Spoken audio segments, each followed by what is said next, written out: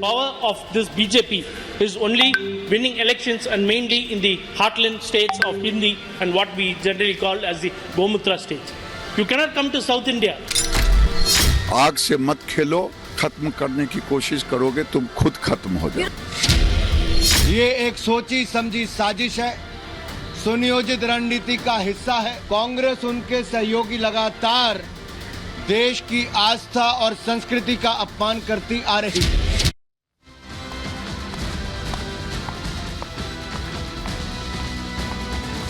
नमस्कार, मैं हूं आपके साथ हिमानी नैथानी। शाम के 5 बजने को हैं और हम लेकर हाजिर हैं अपनी खास पेशकश 5 का प्रहार, जिसमें आज मैं एक बार फिर से बात कर रही हूं सनातन की। सनातन का अपमान कब तक सहेगा हिंदुस्तान?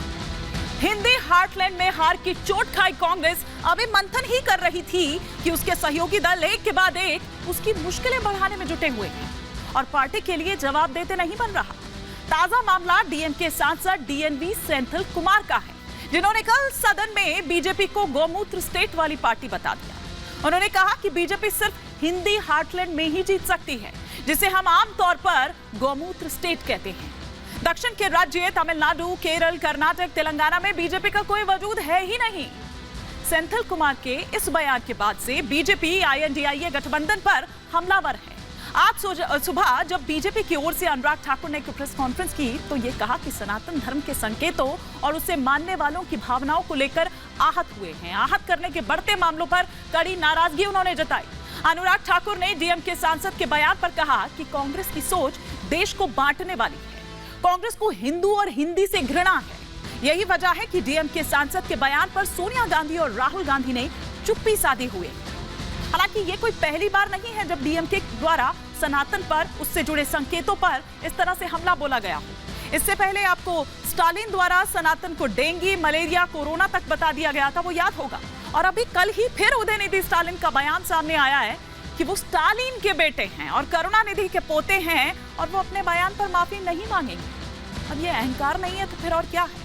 आज इसी पर कर रही हूं 5 का प्रहार कि किस तरह से दरअसल जो सेंथिल कुमार ने कहा है उस पर वो हंगामा हुआ, उस पर किस तरह का बवाल मचा। ये ग्राफिक्स के जरिए सिलसिलेवार तरीके से हम आपको बताते हैं। जो ग्राफिक्स अब आपके टेलीविजन स्क्रीन पर आ रहे हैं कि दरअसल क्या कहा गया सेंथिल कुमार की तरफ से। डीएमके सांसद सेंथिल कुमार के बोल किस तरह से कल संसद में बिगड़ गए। लोकसभा में चर्चा के बीच ये आपत्तिजनक बोल बोले गए सेंथिल कुमार द्वारा। बीजेपी गौमूत्र वाले राज्यों में जीतती है, ये सेंथिल कुमार द्वारा कहा गया। सेंथिल कुमार के बयान पर भारी गुस्सा इसके बाद बीजेपी में देखा गया। बीजेपी ने जताई नाराजगी और विपक्ष का जो किनारा है वो यहां पर इस बयान के बाद दिखाई दिया। जोरदार हंगामे के बाद सेंथिल कुमार ने उसके बाद माफी मांगी, लेकिन वो माफी भी अगर मगर के साथ रही। सेंथिल कुमार ने कहा कि अपना बयान मैं वापस लेता हूं। ये अलग बात है कि कल तक एक अलग ही तेवर उनके नजर आ रहे थे और उन्होंने ये कहा कि इसमें क्या मैंने विवादित कह दिया है। मैं अगली बार कुछ और शब्दों का प्रयोग करूंगा, लेकिन ये तो मैं कहता ही रहता हूं। तो आप ये सोचिए कि उनको कोई इल्म नहीं है कि उन्होंने क्या कहा। अब ऐसे में कुछ सवाल जो खड़े हो रखे हैं, एक एक कर 5 का प्रहार के वो सवाल आपके टेलीविजन स्क्रीन पर। ये पहला सवाल कि क्या सनातन अपमान के लिए ही हुआ है आईएनडीआईए का निर्माण? दूसरा सवाल ये कि उत्तर दक्षिण विवाद 24 में जनता देगी क्या? इसका भी जवाब। तीसरा सवाल ये कि वोटर ने बनाई दूरी, सनातन अपमान क्या मजबूरी? चौथा सवाल जो आपकी स्क्रीन पर आ रहा है वो ये कि क्या डीएमके से किनारा करेगा आईएनडीआईए गठबंधन?